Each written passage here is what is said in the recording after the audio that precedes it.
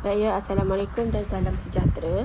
Jadi hari ini kita akan lihat ya tajuk yang baru, bab yang baru yang melibatkan persamaan linear bagi part 1 lah.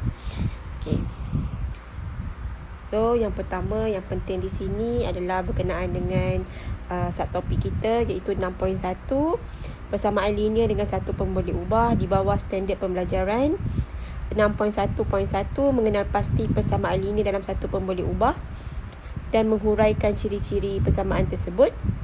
Yang kedua, membentuk persamaan linear dalam satu pemboleh ubah berdasarkan satu penyataan atas situasi dan sebaliknya. So kalau yang ketiga ni kita akan sambung untuk yang hari kemudian lah, iaitu 6.1.3 menyelesaikan persamaan linear dalam satu pemboleh ubah. Baik, dalam tajuk persamaan linear ni dia ada kata kunci. So yang pertama, kata kuncinya melibatkan persamaan. Okey, apa yang dimaksudkan dengan persamaan? Macam mana kita tahu satu yang dibagi pada kita tu adalah persamaan? Okey, apabila ada simbol sama dengan. Jadi kalau dia bagi pada kita ada simbol sama dengan, maksudnya itu adalah persamaan linear. Baik, so apa pula kaitannya dengan linear? Okey, kalau ada linear, perkataan linear itu dia menunjukkan kuasa pemboleh ubahnya adalah satu. Maksudnya pemboleh ubah kita iaitu huruf, katakan X, Y, Z, semuanya berkuasa satu. Dia tak boleh kuasa 2, tak boleh kuasa 3 dan seterusnya. Dia mesti kuasa satu. Kalau kuasa satu dia tak tunjukkan lah, dia tak tulis dekat pemboleh ubah tersebut. Okey. Dan apa pula yang dimaksudkan dengan satu pemboleh ubah? So satu pemboleh ubah ni hanyalah melibatkan satu huruf sahaja.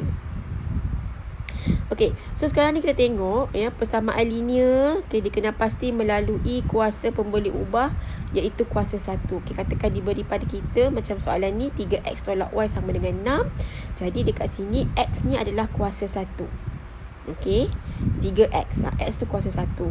Dan y, y juga adalah berkuasa 1 dan ada tanda sama dengan. Kalau kita jumpa persamaan linear dikenal pasti sebagai melalui kuasa pemboleh ubah iaitu 1. Ini adalah persamaan linear. Baik, ada beza nanti tengok betul-betul. Okey. Seterusnya, kalau diberi pada kita persamaan linear dalam satu pemboleh ubah pula, dikenal pasti melalui kuasa pemboleh ubah itu kuasanya adalah 1 dan hanya terdapat satu pemboleh ubah saja. Okey, yang ini berbeza daripada tadi. Tadi persamaan linear tapi ada dua pemboleh ubah.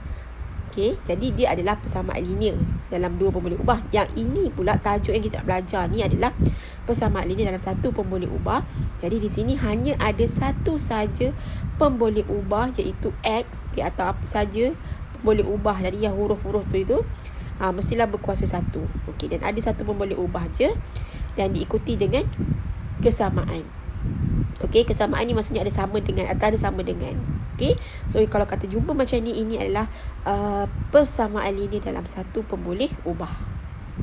Okey, so tengok dekat sini diberi pada kita ya, untuk kita kelaskan setiap persamaan yang berikut dengan menentukan sama ada persamaan tersebut adalah persamaan linear atau bukan. Okey, so dekat sini dibagi pada kita 3p tambah 3 sama dengan negatif 1. So kita tengok, itu adalah persamaan linear dalam satu pemboleh ubah. Kenapa? Dia masuk dekat dalam TV tu kan, dalam komputer tu. Kenapa dia masuk kat situ? Sebab dia adalah persamaan linear dalam satu pemboleh ubah. So hanya ada satu saja huruf dekat situ iaitu P. Okey, tengok yang kedua pula. Kenapa tak bergerak pula ni? Right. Okey, tak apalah. Kita tengok yang lain lah. Baik, cuba tengok yang kedua pula. Okay. Soalan yang kedua ni dia kata 4x tolak 2y sama dengan 8. So kita tengok kat sini ada dua. Ada x, ada y. Jadi bila ada dua, maknanya dia bukanlah pemboleh ubah persamaan ini dalam satu pemboleh ubah. Dia ada lebih daripada satu. So kita akan letakkan dekat sinilah. Okey. Boleh? So dalam ketiga, 6 dalam golongan M tambah 1 sama dengan M sama dengan 4. So dekat sini ada pemboleh ubah M sahaja. Ada satu je huruf kat situ. Walaupun dia ada dua, tapi sebenarnya kita kira yang sama. So ini adalah persamaan linear dengan satu pemboleh ubah. So nanti kita akan tulis kat sini lah, masukkan dalam grup ni. Dia akan dapat 6M tambah 1 sama dengan M per 4. So yang tadi 4X tolak 2Y sama dengan 8. Okey, tengok pula yang seterusnya. 6K kuasa 2 tolak 2 sama dengan negatif 1. Nampak tak? Ini kuasa 2. So tadi kita dah belajar bahawa kalau persamaan linear mesti kuasa 1. Ni kuasa 2. Jadi tak boleh lah. So ini adalah bukan persamaan linear dalam satu pemboleh ubah. So dia akan dapat, dia masuk dalam kumpulan ni lah. 6K kuasa 2 tolak 2 sama dengan negatif 1. Okey, macam itulah.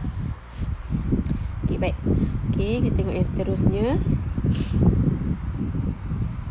Ini slide yang seterusnya. Okey, tengok yang ni pula. Right.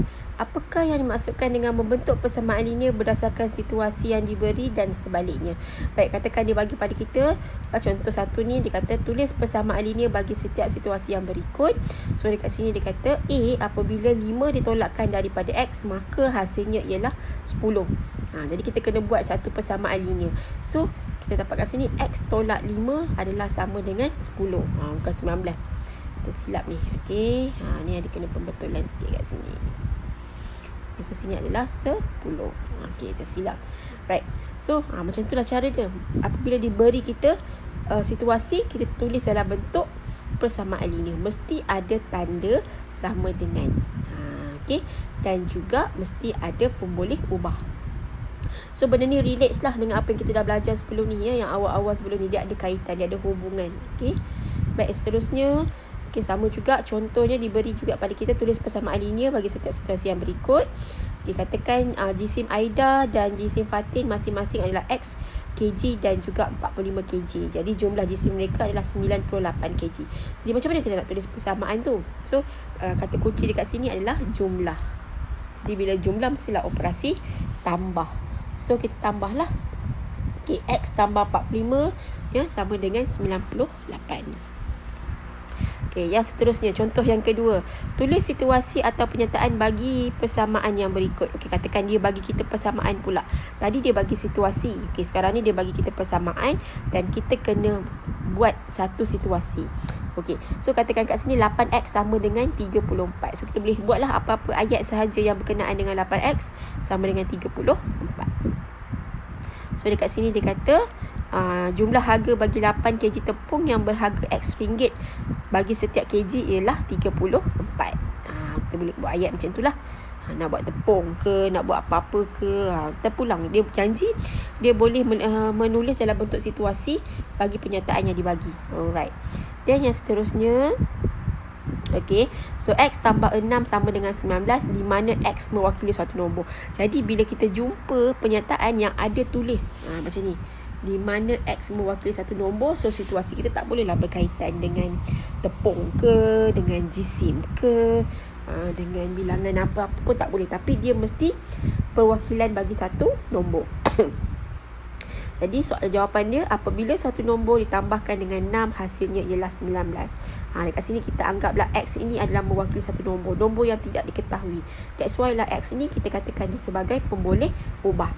Ataupun masa sekolah rendah dulu you all belajar satu nombor yang kita tak tahu, yang kita tak tahu apa nilai dia, kita sebut dia sebagai anu. Tapi sekolah menengah tak ada dah guna anu tu, dia guna sebagai pemboleh ubah. So kita gantikanlah dengan ayat apabila suatu nombor yang ditambahkan dengan 6, hasilnya ialah 19. Okey, so saya rasa itu sahaja untuk hari ini. Sekian, terima kasih.